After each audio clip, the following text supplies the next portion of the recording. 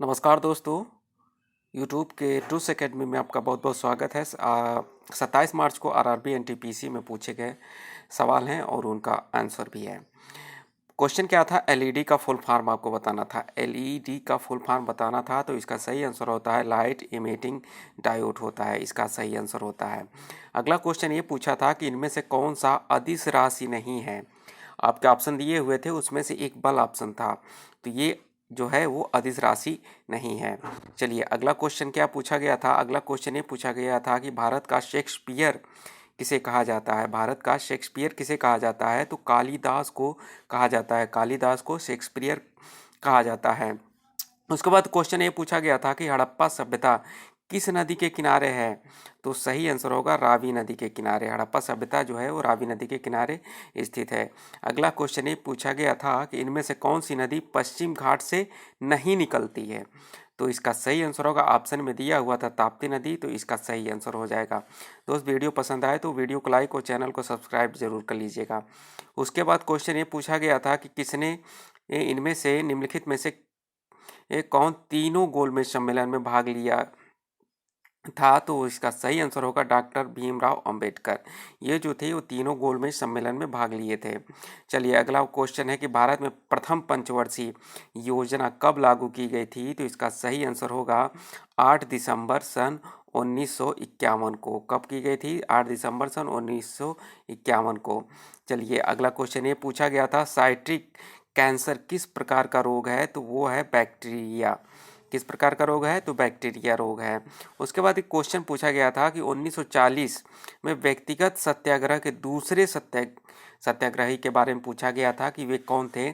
तो जो दूसरे सत्याग्रही थे वो जवाहरलाल नेहरू थे और तीसरे थे वो ब्रह्मदत्त थे। चलिए अगला क्वेश्चन ये पूछा गया था कि फास्ट ब्रीडर रिएक्टर संयंत्र कहाँ लगाया गया है। तो इसका सही आंसर होगा कलपक्कम में। कहाँ लगाया गया है? तो कलपक्कम में लगाया गया है। चलिए अगला क्वेश्चन ये पूछा गया था कि अंतरिक्ष में जाने वाली पहली भारतीय मूल की महिला कौन थी। तो इसका सही आंसर होगा कल्पना चावला। ये आपके ऑप्शन में दिया हुआ था। उसके बाद ये क्वेश्चन पूछा गया था कि हेमवती किसकी सहायक नदी है। हेमवती जो है किसकी सहायक नदी है। तो इसका सही आंसर होगा कावेरी नदी। ये आपके ऑप्शन में दिया हुआ था। उसके बाद ये भी क्वेश्चन पूछा गया था कि भारत में पहली बार बैंकों का राष्ट्रीयकरण कब किया गया था। तो इसका सही आंसर होगा 19 जुलाई सन 1969 को, यानी कि 1969 को बैंकों का राष्ट्रीयकरण पहली बार किया गया था। उसके बाद ये क्वेश्चन पूछा गया था कि हजामत बनाने में कौन सा दर्पण प्रयुक्त होता है, यानी कि दाढ़ी बनाने में कौन सा दर्पण प्रयुक्त होता है। तो वो है, सही आंसर होगा अवतल दर्पण। ये इसका सही आंसर होगा। उसके बाद ये क्वेश्चन पूछा गया था कि संपत्ति के अधिकार को मौलिक अधिकार से कब हटाया गया या कब हटा दिया गया। तो इसका सही आंसर होगा 1978 में। क्या होगा? 1978 में 44वें संविधान संशोधन के द्वारा हटा दिया गया था। उसके बाद ये क्वेश्चन पूछा था बॉक्साइट किसका अयस्क है। तो इसका सही आंसर होगा एल्युमिनियम का।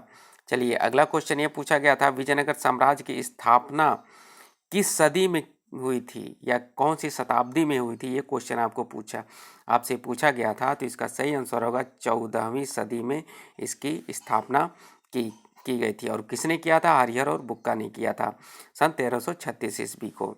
चलिए अगला क्वेश्चन ये पूछा था कि ए ब्रीफ हिस्ट्री ऑफ टाइम पुस्तक के लेखक के बारे में पूछा गया था। तो इसका सही आंसर होगा Stephen Hawking. A brief history of time पुस्तक के लेखक जो हैं स्टीफन हॉकिंग हैं। अगला क्वेश्चन ये पूछा गया था कि विश्व का सबसे बड़ा ऊंट मेला कहाँ लगता है। तो ये आपके ऑप्शन में पूछा गया था। तो राजस्थान के अजमेर जिले में लगता है और पुष्कर मेला, जिसे हम पुष्कर मेला में भी इस ऊंट का सबसे बड़ा मेला लगता है। अगला क्वेश्चन ये पूछा गया था कि 93 ऑस्कर पुरस्कार किस फिल्म को दिया गया था। तो इसका सही आंसर होगा जलीकट्टू। जलीकट्टू को 93 ऑस्कर पुरस्कार दिया गया था।